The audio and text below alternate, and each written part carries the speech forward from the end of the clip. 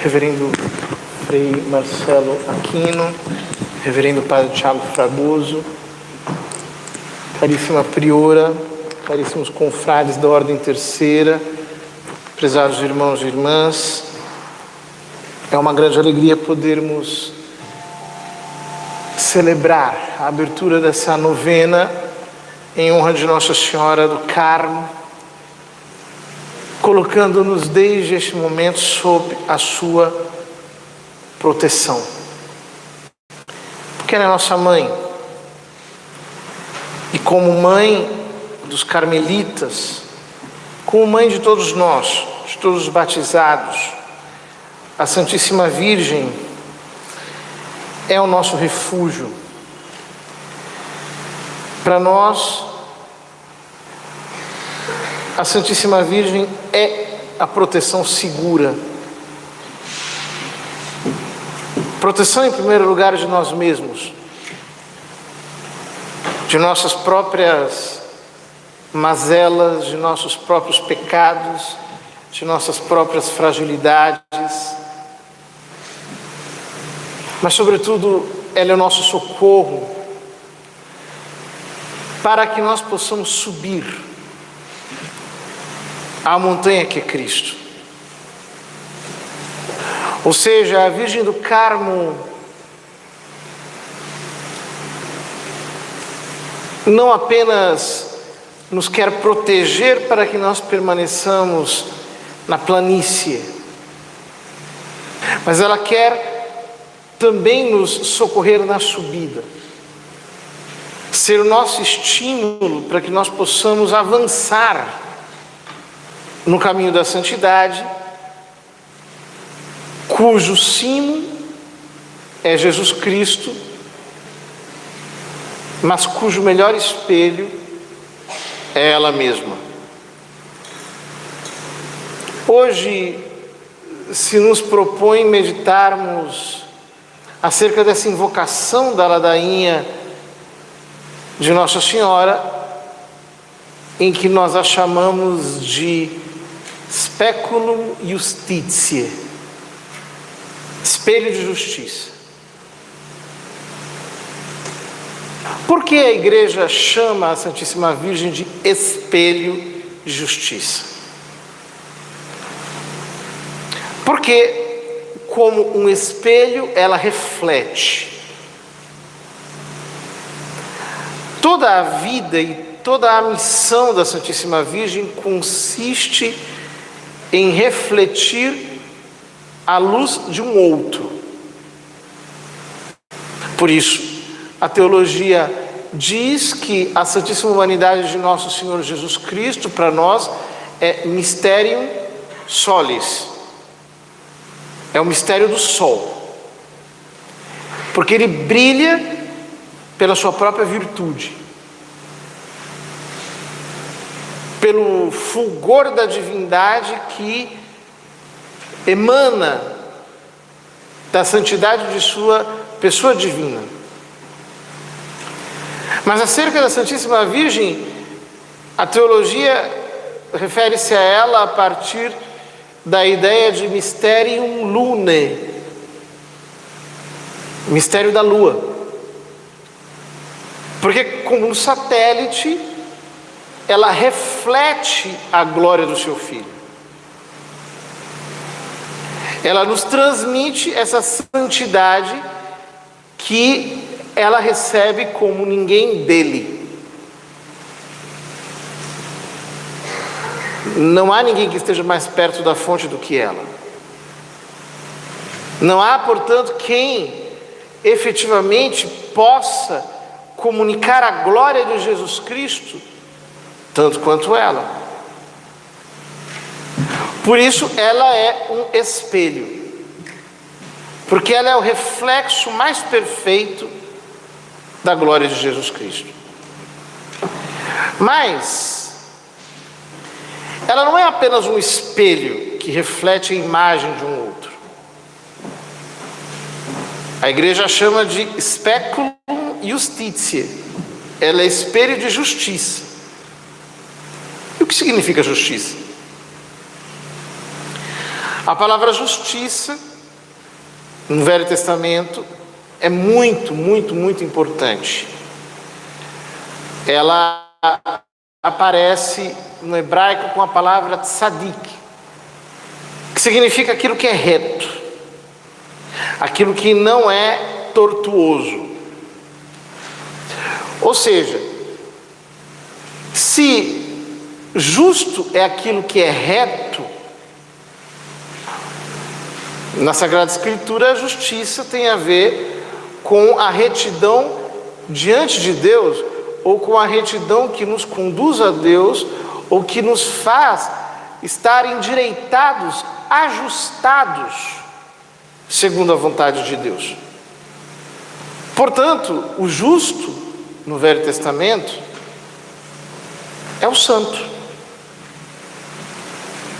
Justo é sinônimo de santo. E sinônimo de santo em sentido mais perfeito.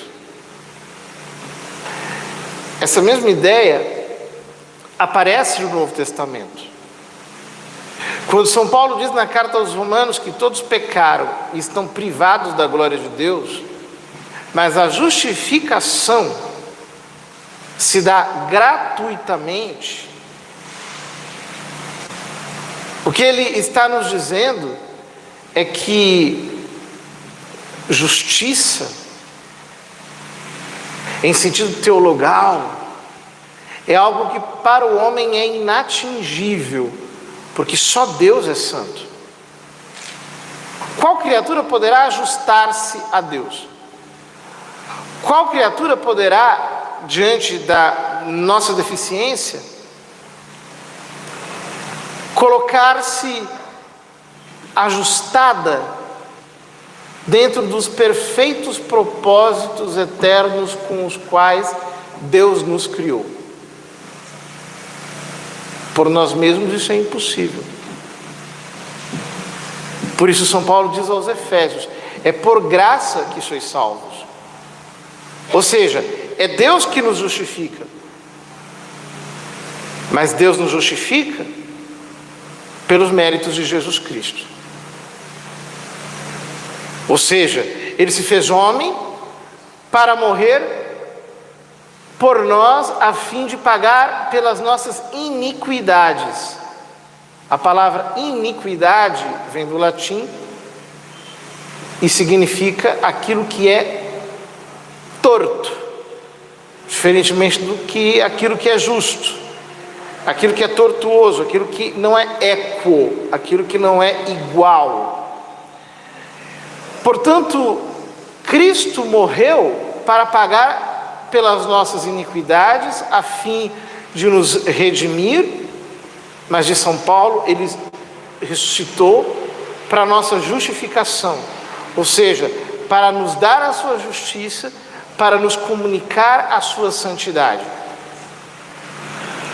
O que significa que por nós mesmos nós não podemos ser justos, é Deus que nos justifica, é Deus que nos santifica, e Deus o faz através da santíssima humanidade de Jesus Cristo, cujo sacrifício mereceu a nossa justificação, a nossa santificação.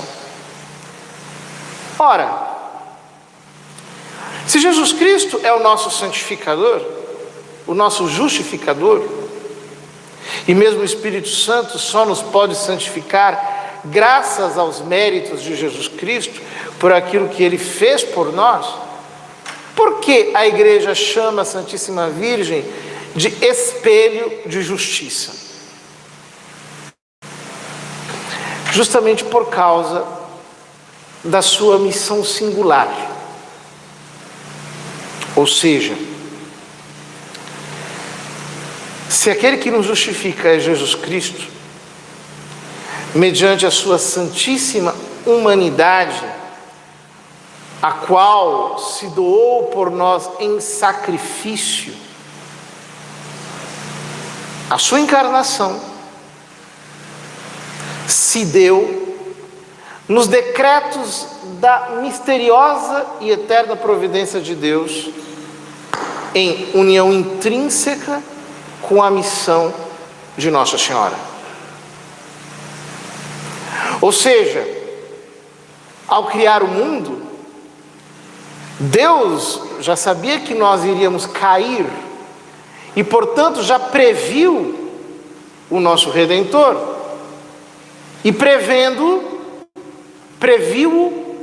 como natum ex muliere, para utilizar a expressão de São Paulo aos Gálatas, como nascido de mulher. Ou seja, o mesmo decreto divino da encarnação é o decreto divino da eleição e da predestinação de Nossa Senhora. No ofício da Imaculada, nós dizemos essa expressão: Deus a criou ab eterno, desde toda a eternidade. Não porque Maria Santíssima fosse eterna, não, mas porque o desígnio da encarnação a previu como a cooperadora que lhe era necessária. Quando Deus criou Adão e o viu sozinho, disse que não era justo que o homem estivesse só, e portanto criou para ele uma Ezer, essa é a palavra hebraica, que significa uma auxiliar, uma cooperadora que lhe fosse digna, e a retirou de sua costela, ou seja, não do alto, nem dos pés, para que ela fosse um espelho de Adão, para que ela tivesse, por assim dizer, em sua própria natureza, um reflexo, uma imagem daquilo que era Adão. No mistério da encarnação, Deus previu a encarnação de Jesus Cristo, e para isso previu uma auxiliar que fosse digna dele, alguém que lhe fosse a fornecedora da natureza humana, alguém que lhe outorgasse de uma maneira livre e, portanto, meritória, essa humanidade que seria um instrumento na nossa salvação. Por isso, sendo mãe do Verbo encarnado, Maria Santíssima é o espelho da justiça, aquela pelo qual nos vem não apenas aquele que é o mais santo de todos os santos, mas aquele que pelo seu sacrifício mereceu toda a nossa santificação até o fim do mundo. Exatamente por isso, a Santíssima Virgem é imaculada, é pura. Ela é um espelho da justiça verdadeiramente, não é um espelho embaçado, não é um espelho quebrado, não é um espelho imperfeito, porque a obra da redenção é perfeitíssima. O nosso Redentor não poderia vir por um vaso não redimido. Seria incoerente com a sua obra de santificação. A Escritura diz que os caminhos do Senhor são sempre retos, são sempre, portanto, justos. Deus não anda por caminhos tortuosos.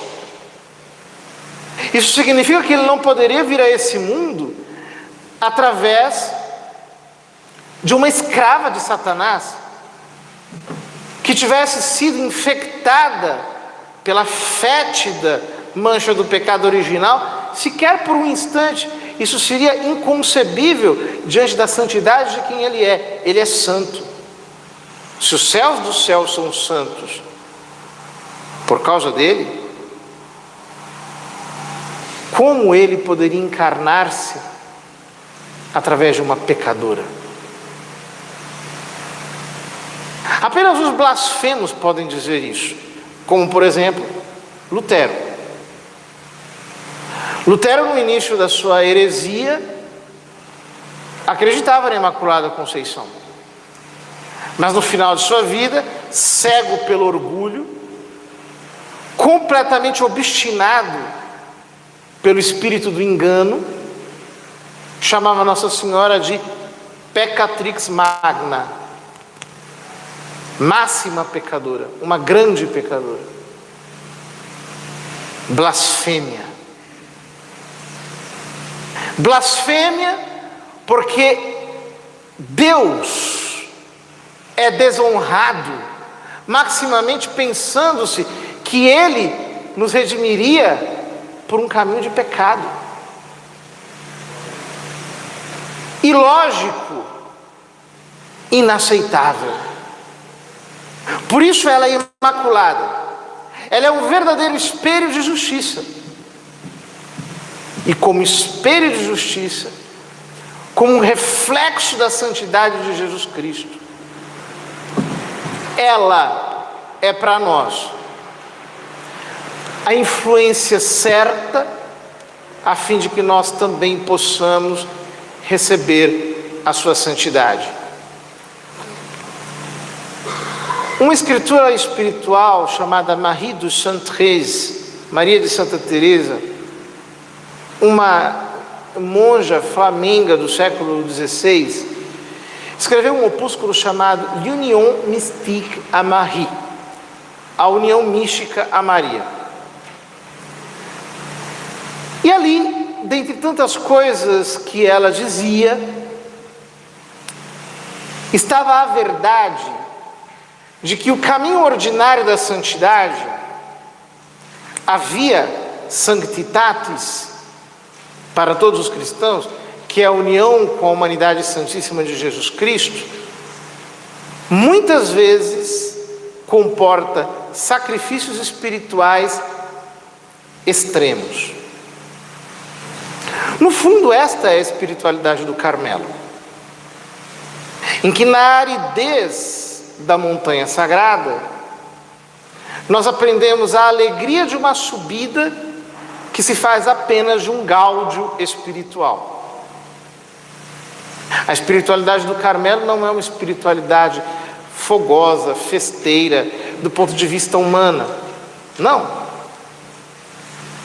A espiritualidade do Carmelo é uma espiritualidade árida, feita de esvaziamento, de renúncia, feita de um despojamento, inclusive, das coisas sensíveis, que talvez fossem as mais inocentes, mas que tornariam o nosso olhar turvo diante desse sol que é Jesus Cristo.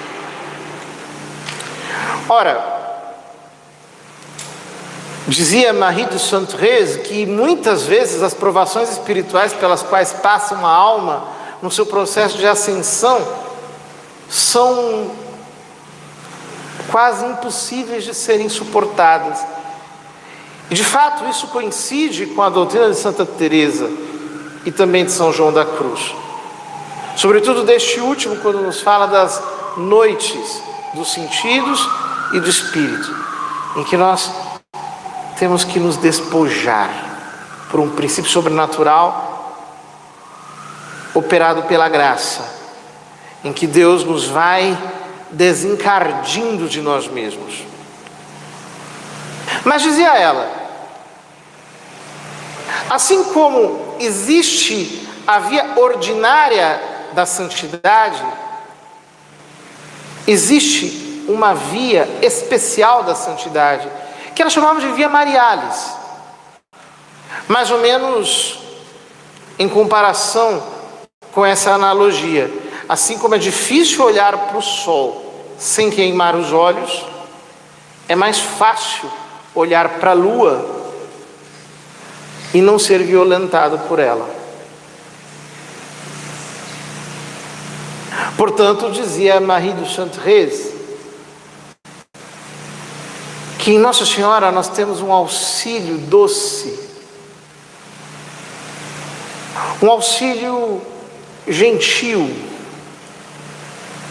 que nos torna viável a via da santidade. Olhando para ela, nós recebemos a luz do sol, mas a luz do sol refletida nela. Essa luz, ao invés de nos queimar, se nos torna um refresco. Ao invés de nos cegar, se nos torna uma orientação no meio da noite. Ao invés de ofuscar a santidade dos demais santos, a faz brilhar como as estrelas do céu. Portanto, ao olharmos para Maria Santíssima, recebendo por meio dela a luz do sol, o reflexo de Jesus Cristo, nós somos profundamente influenciados a entrar na senda da justiça, na senda da santidade, porém sem agressões.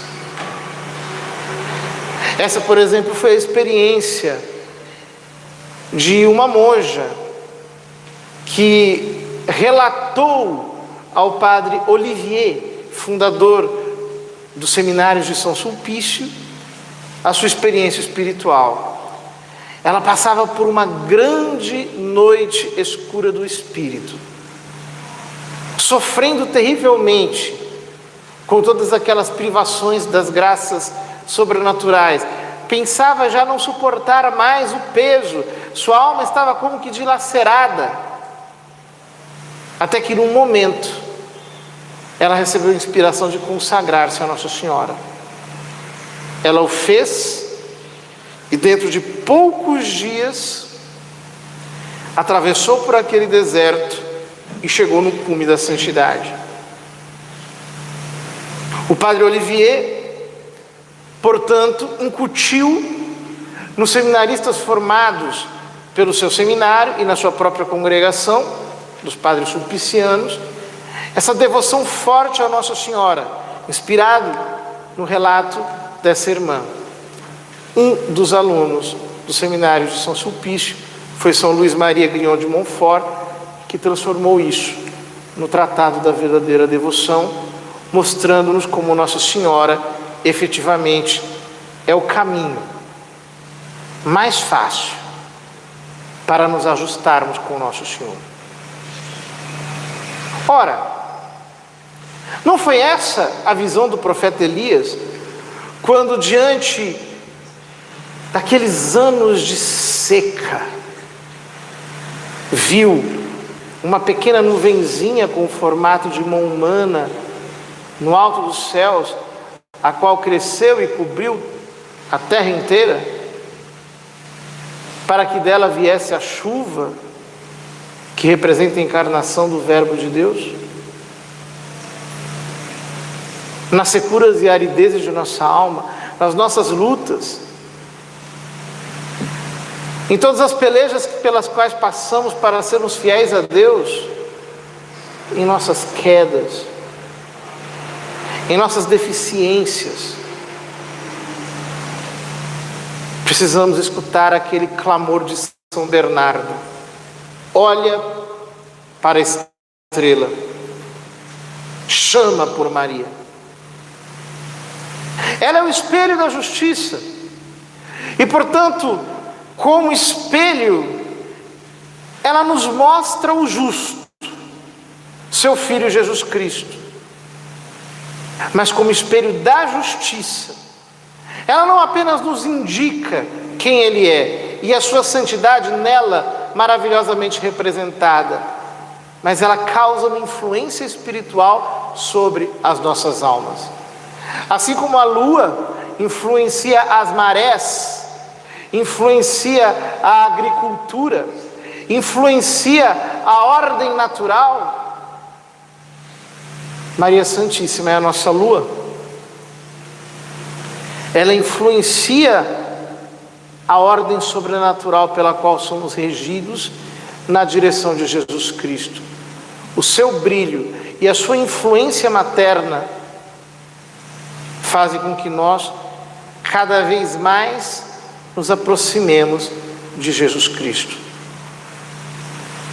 Portanto, se a influência de Nossa Senhora nos leva de maneira tão profunda para dentro da luz mesma de Cristo, não nos protejamos dela. Pelo contrário, banhemo-nos de lua, exponhamo-nos à sua influência, coloquemo-nos debaixo, não apenas da sua intercessão, porque ela não é, como os demais santos, apenas uma intercessora. Ela efetivamente age sobre nós. Existe uma doce influência da alma de Maria sobre as nossas almas. Existe efetivamente uma ação espiritual da Santíssima Virgem sobre os seus devotos. Ação que nós sentimos, por exemplo, quando nós vamos aos seus santuários. Eu sou absolutamente fascinado pelos santuários de Nossa Senhora, porque ali não existe crise de fé.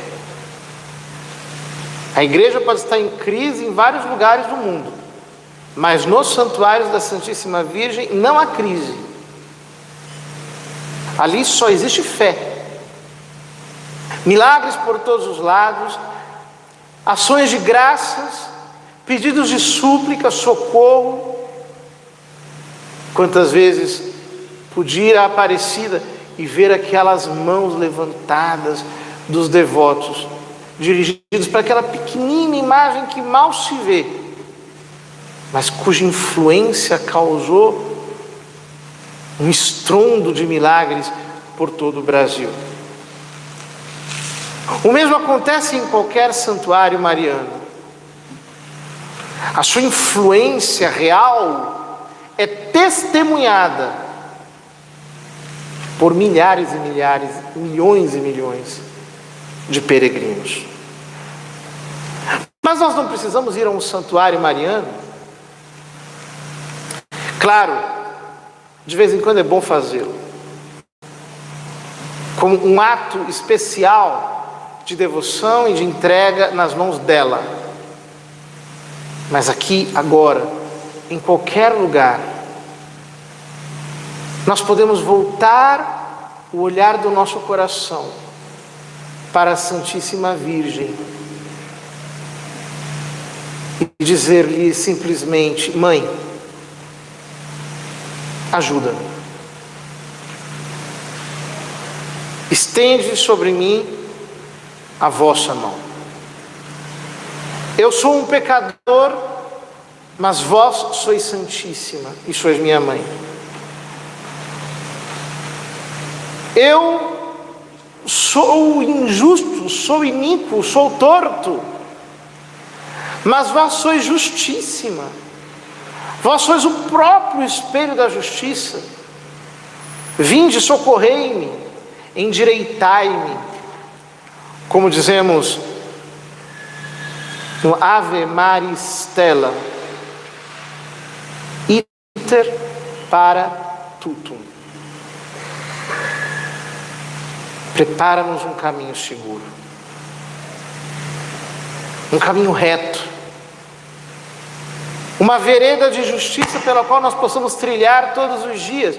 E nós, olhando para as nossas falhas, olhando para os nossos pecados, podemos dizer-lhe: vós sois o refúgio dos pecadores, vós sois vida, doçura e esperança nossa.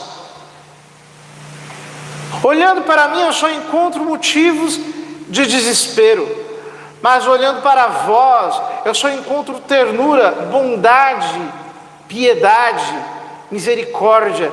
Por isso, como vos foi entregue em vossos braços o vosso Filho, depois da crucificação morto, eu, como um pecador, paralítico, impotente, incapaz, coloco-me nos vossos braços para que vós possais endireitar-me e fazer-me andar pelas veredas da santidade, mediante a vossa influência, mediante a vossa intercessão, mediante os vossos exemplos.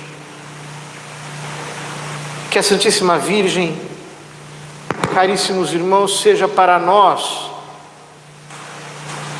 este reflexo que jamais perdemos de vista.